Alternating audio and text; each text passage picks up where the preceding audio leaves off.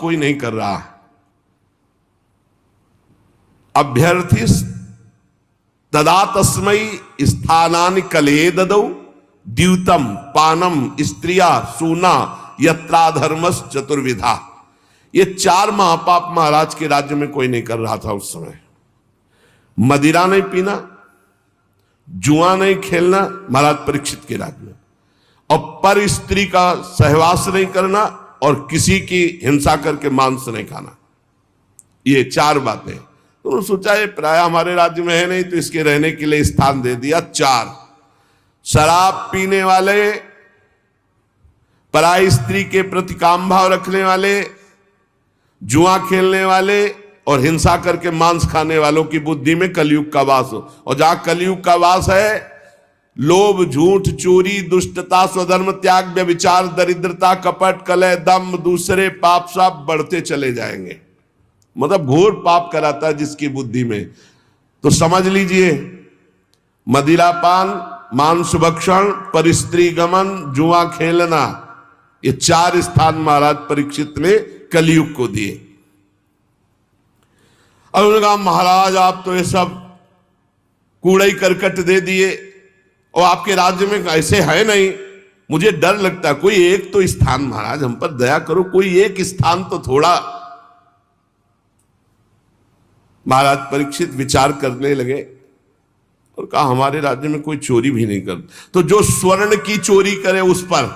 बोले बस बस बस महाराज, बस पर्याप्त है, पर्याप्त, आगे का काम तो हम करवा लेंगे, बस स्वर्ण की चोरी, धन की चोरी। अर्थात जब जुआ खेला जाता है तो इसमें झूठ की प्रधानता होती है, जब शराब पिया जाता है तो इसमें अहंकार की प्रधानता होती है, जब स्त्री संभोग किया जाता है तो काम की प्रधानता होती है, जब हिंसा की जाती है तो वैर की प्रधानता होती है, और जब धन आदि की बात होती है, अधर्म के द्वारा घूस आदि लेना, ये सब स्वर्ण चोरी के अंतर्गत है, तो रजोगुण की प्रधानता होती है। और रजोगुण छाया हुआ कलयुग ने सोचा अब किसी की भी बुद्धि नहीं बकाया रखेंगे, सब में हमारा वास हो जाएगा, क्योंकि रजोगुण चोरी, कहीं ना कहीं छल कपट छुपाव, बस इतने में हमारा प्रवेश हो जाएगा। परीक्षित ने 5 स्थान दिए, जुआ खेलना, शराब पीना, परस्त्री गमन करना, हिंसा मांस खाना, और रजोगुण चोरी करना, छल कपट किसी भी तरह से धन का अपहरण करना। कलयुग 5 स्थान का वास स्वीकार करके बड़ी सावधानी से देखने लगा कि किसमें झूठ है, किसमें अहंकार है, किसमें काम है, किसमें वैर है, किसमें रजोगुण है। कौन शराब पीता है, कौन परिस्त्री गमन की भावना रखता है, कौन मांस खाता है, कौन जो मिले बस। और चोरी तो बढ़ना शुरू हो गया, बुद्धि भ्रष्ट कर दी।